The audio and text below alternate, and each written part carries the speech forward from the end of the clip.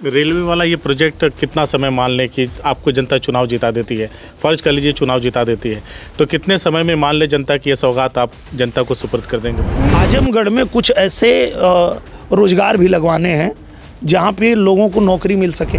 आज आकाश आनंद आजमगढ़ ज़िले में आए थे और उन्होंने मंच से भारतीय जनता पार्टी पर खूब निशाना साधा है और कहा है कि 10 साल का कामकाज का हिसाब लेना है, गांव के एक एक व्यक्ति को झांसे में नहीं आना है, तमाम चीज़ें उन्होंने कही, आपने भी सुना होगा। आप देखिए आजमगढ़ में ही विश्वविद्यालय मिल गया, शिक्षा के क्षेत्र में इतना, मतलब हर क्षेत्र में आप चाहे वो मेडिकल के क्षेत्र में जाएंगे उसमें भी काम अच्छा हुआ है, आप शिक्षा के क्षेत्र में जाएंगे उसमें भी अच्छा काम हुआ है। 80 करोड़ लोगों को हम हर महीने राशन देते हैं। उन्होंने उसी को कहा कि ये सबसे बेकार और सबको पंगु करने वाली है। यहाँ 10 विधायक हैं सपा के, वो अपने गांव की सड़क नहीं बना पाते हैं, उनके गांव की सड़क भी मैं ही बनवाता हूँ, वो भी यहाँ तक कि यहाँ तो बनाया ही, लालगंज में भी बनवा दिया। प्रधान जी घर ना देना छोड़ा मत दा, चला सांसद जी के यहाँ अला भाऊ हमारा घर ना बना था, मैं दे दा, नया लिस्ट जो बने तो मैं डलवावा, अपनी टीम को लगाता हूँ डलवाइए, इनका नई जो लिस्ट बन रही है, इनका घर अगर किसी वजह से नहीं बना है तो ये बनवाइए। उसी सड़क को मैंने कहा था कि गढ़ गढ़ बोल के लोग गढ़ा बना दिए हैं। अच्छा, वो यही थी सड़क मेहनगर में।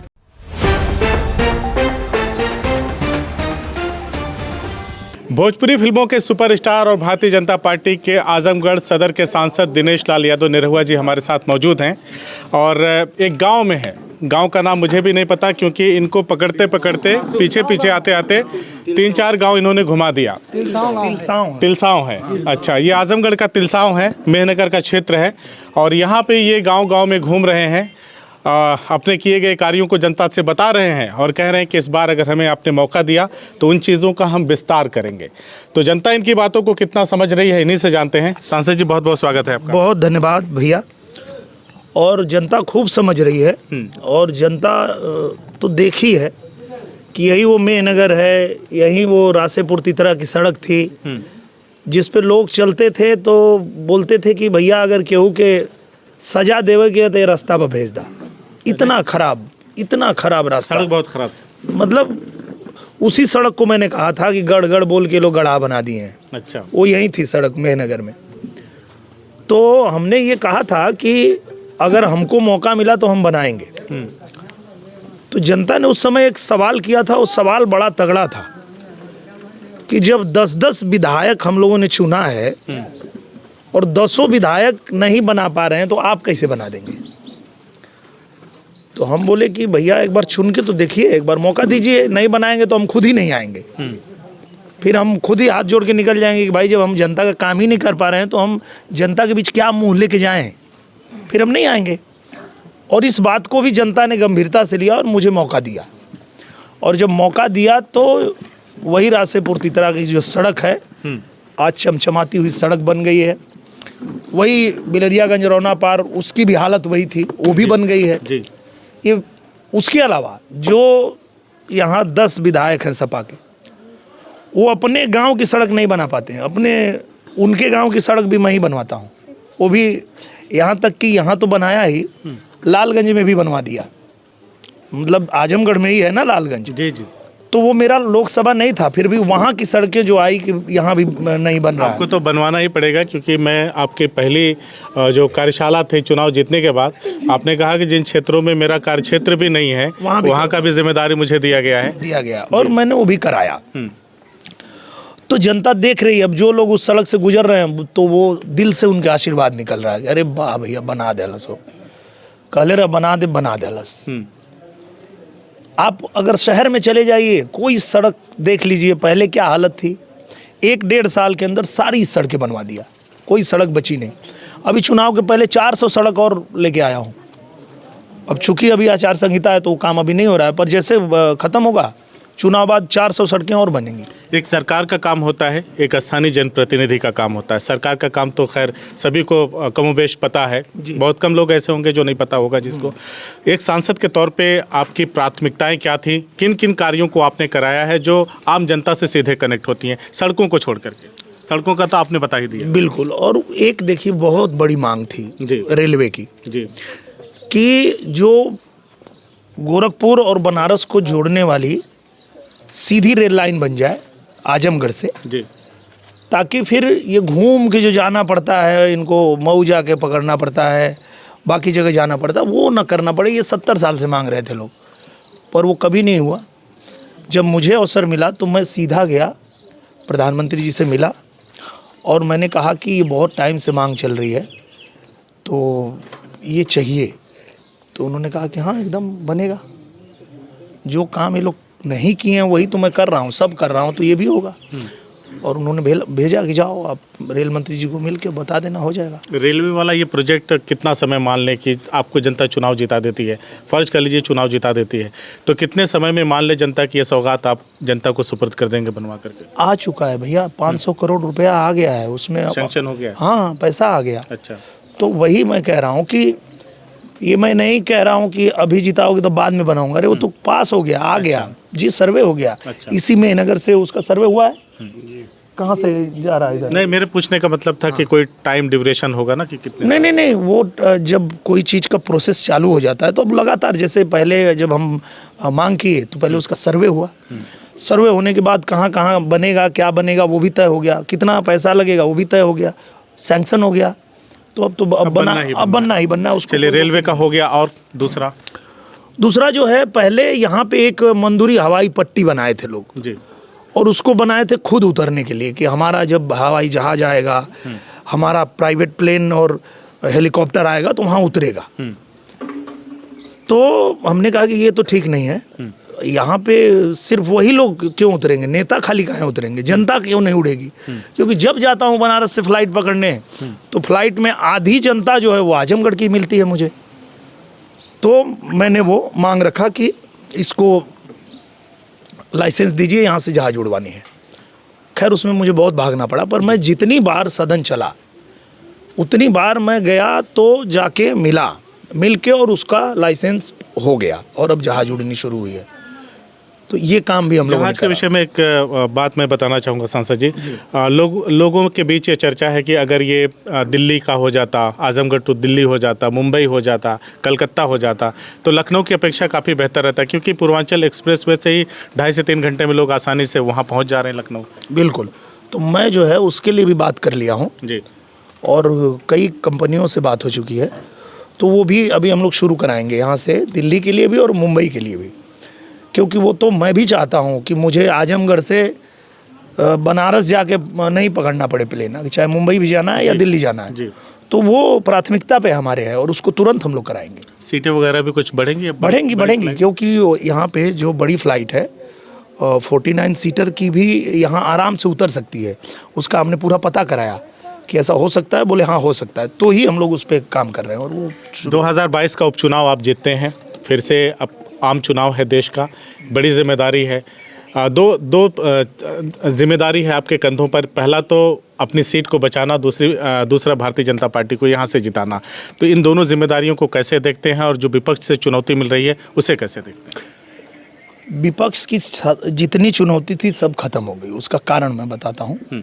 चुनौती इसलिए खत्म हो गई कि विपक्ष को जितना अवसर मिलना था मिला।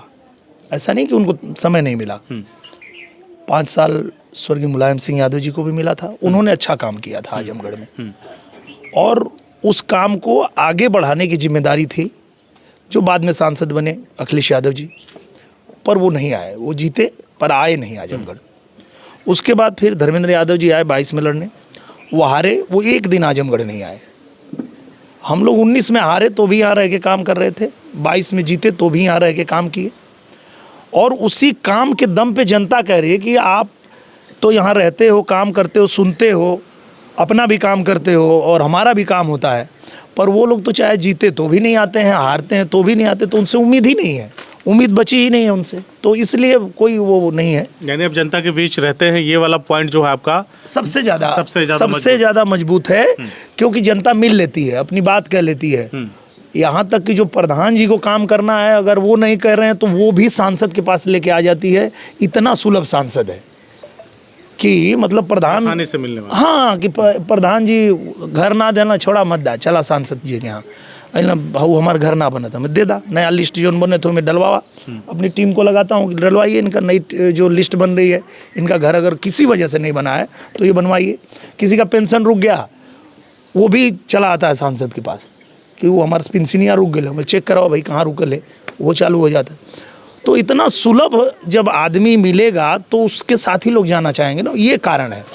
अब पता चला कि जीतने के बाद गायब हो गए, यहाँ आ ही नहीं रहे हैं, जनता को पता ही नहीं हमारा सांसद कौन है, हमने किसको चुना है, तो फिर वैसे लोगों के साथ में तो जनता रह के थक गई है, वो कभी दिखाई नहीं देते थे। तो अब जो है हम लोगों के यहाँ रहने का ही नतीजा है कि जनता में भी ये बात है कि हाँ भाई ये रहता है यहाँ, सुनता है, काम कराता है, तो हम लोग इसको ही जिताएंगे। इसलिए ही हम लोग निश्चिंत हैं कि इस बार अच्छी जीत होगी। अब की बार का चुनाव बड़ा टफ है, लोग कह रहे हैं कि इस बार की फाइट बड़ी तगड़ी है, इंडिया गठबंधन भी मजबूती से उतरा हुआ है मैदान में। आप मिल जाते हैं आसानी से, आप भी कह रहे हैं मिल जाते हैं, आपके ये वोटर आसानी से बूथ पे मिल जाएंगे? हाँ मिल जाएंगे, क्योंकि उन्होंने भी ठान लिया, उन्होंने भी जान लिया है कि यहाँ की जो लड़ाई है वो त्रिकोणीय लड़ाई होती है, बसपा, सपा, भाजपा। तो भाजपा का एक एक कार्यकर्ता ये जान चुका है कि अगर हम जरा भी कमजोरी करेंगे और वो वोटिंग के दिन हम बूथ पे चल के पूरा वोट नहीं कराएंगे तो दिक्कत होगी। तो इसलिए सब लोग एकदम, मतलब आप देखेंगे आज इतनी लू चल रही है, क्योंकि ये वाली शिकायत पिछली बार थी बूथ पे। हाँ, तो ये शिकायत को संज्ञान में लिया गया और हर कोई इस बात को समझा। और इस बार क्या है कि सब लोग ये जानते हैं कि भैया चुनाव जीतने का एक ही मंत्र है कि हमारा जो भारतीय जनता पार्टी का जितना वोटर है वो बूथ पे सुबह पहुंच करके और वोटिंग करे, क्योंकि दूसरा कोई तरीका तो है भी नहीं। अगर हम घर बैठे बैठे सोचेंगे कि हम चुनाव जीतेंगे तो नहीं हो पाएगा। तो इसलिए जनता और हमारे कार्यकर्ता सब जागरूक हो चुके हैं और इस बार अच्छी वोटिंग होगी यहाँ पे। कितना भरोसा है आपको? मोदी जी जो नारा देते हैं 400 पार का, और आप आजमगढ़ से जीतने का दावा कर रहे हैं, कितना भरोसा है? क्योंकि लोग ऐसा कह रहे हैं कि अब पहले राउंड के चुनाव के बाद 400 पार की बात कोई नहीं बोल रहा है। नहीं बोल रहे, हम तो आज भी बोल रहे हैं 400 पार हो ही रहा है। और 400 पार इसलिए भी हो रहा है क्योंकि जनता की बात है, ये सिर्फ पार्टी की बात नहीं, जनता भी कह रही है कि अब की बार 400 पार। और आजमगढ़ जीतेंगे और निश्चित रूप से हम तो जो उत्तर प्रदेश की 80 की 80 सीट जीत के ही यहाँ से जाने वाले हैं। आप देखिएगा जनता एकदम से भाजपा को ही जिताएगी। आज आकाश आनंद आजमगढ़ ज़िले में आए थे और उन्होंने मंच से भारतीय जनता पार्टी पर खूब निशाना साधा है और कहा है कि 10 साल का कामकाज का हिसाब लेना है, गांव के एक एक व्यक्ति को झांसे में नहीं आना है, तमाम चीज़ें उन्होंने कही, आपने भी सुना होगा। क्या प्रतिक्रिया है आपकी? मुझे लगता है कि हिसाब तो होना ही चाहिए और हिसाब तो हो ही रहा है कि जब इन लोगों को मौका मिला था तो कितना शौचालय बनाए थे, कितना लोगों को राशन दिए थे, कितने घर में गैस कनेक्शन लगाए थे, हिसाब दे, वो तो दे, हम तो दे रहे हैं। हमारे पास तो पूरा डाटा है कि हम इतना 3 करोड़ घर बनाए हैं, 4 करोड़ और बनाएंगे अभी। उनके पास क्या है? जो अपनी सबसे बड़ी योजना गरीबों को फ्री में राशन वाली है, जिसको गिनाते हैं 80 करोड़ लोगों को हम हर महीने राशन देते हैं, उन्होंने उसी को कहा कि ये सबसे बेकार और सबको पंगु करने वाली योजना है। ऐसी बात नहीं है। जो गरीब है, आप समझिए कि जिसके पास खेती नहीं है खेती करने के लिए, और उसको अगर राशन दे रहे हैं तो उसमें क्या बुराई है? उनको तो मिलना ही चाहिए। और देश में जब ऐसी महामारी आई थी कि सभी लोग जो है एकदम लाचार हो गए, उनको समझ ही नहीं रहा था कि अब हम कैसे जिएंगे, कैसे हमारा क्या होगा। तो ये तो हमारे देश के यशस्वी प्रधानमंत्री हैं जिन्होंने सबको कहा कि दवाई भी देंगे और इनको भोजन की भी व्यवस्था करेंगे। सबकी जान भी बचा ली और सबको भोजन भी दे रहे हैं, अभी भी दे रहे हैं। और धीरे धीरे लोग अब अपने अपने घर से निकल के और जिन शहरों में नौकरी करते थे वहाँ भी लोग जा रहे हैं। कुछ लोग अपना यहाँ भी रोज़गार लगा रहे हैं, क्योंकि बहुत सारी योजना ऐसी आई है कि सरकार से आप पैसे ले लीजिए, अपना कुछ आपके हाथ में हुनर है तो वो भी रोज़गार करने के लिए सहायता कर रही है सरकार। तो बहुत लोग अब ये कोशिश कर रहे हैं कि बाहर ना जाएं, हम यहीं रोज़गार लगा लें, तो वो भी फ़ायदा मिल रहा है। उसका भी हिसाब हम लोग। किन योजनाओं को आप ऐसा मानते हैं जिसने टॉप टू बॉटम सभी के लिए काम किया हो? कौन सी वो योजनाएं आप मानते हैं? आप देखिए, चाहे जो भी काम हुआ, आप सीधा लाभ लोगों को मिलता हो? सीधा लाभ लोगों को मिलता है। अगर आज देश में इतने सारे एम्स बने हैं तो सबको लाभ मिल रहा है। आप देखिए, आजमगढ़ में ही विश्वविद्यालय मिल गया, शिक्षा के क्षेत्र में इतना, मतलब हर क्षेत्र में, आप चाहे वो मेडिकल के क्षेत्र में जाएंगे उसमें भी काम अच्छा हुआ है, आप शिक्षा के क्षेत्र में जाएंगे उसमें भी अच्छा काम हुआ है, आप अगर लोगों को रोज़गार देने के क्षेत्र में जाएंगे उसमें बहुत अच्छा काम हुआ है। अनेक योजनाएं आई है जिसमें लोग पैसे लेकर के और अपना रोज़गार शुरू कर रहे हैं।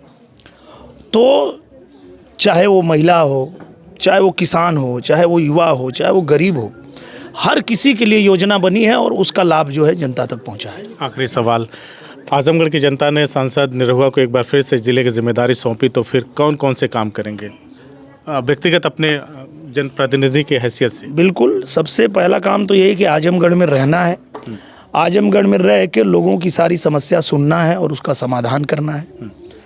और जो बड़े काम हैं, जैसे अंतर्राष्ट्रीय हवाई अड्डा बनाना है, उसको बनाना है, तुरंत बनाना है। सरकार के स्तर से छोड़कर जैसे आपको भी तो लगता होगा ना, जैसे आप इस गांव में आए हैं तो कौन कौन सी चीज़ें आपको नजर आई होंगी? नोट करा लेता हूँ मैं, जैसे जिस गांव में जा रहा हूँ, अभी सभा करता हूँ, तो उस गांव के लोग बता देते हैं और मैं देखता हूँ कि सड़क खराब है तो नोट करो भाई, नोट हो जाता है।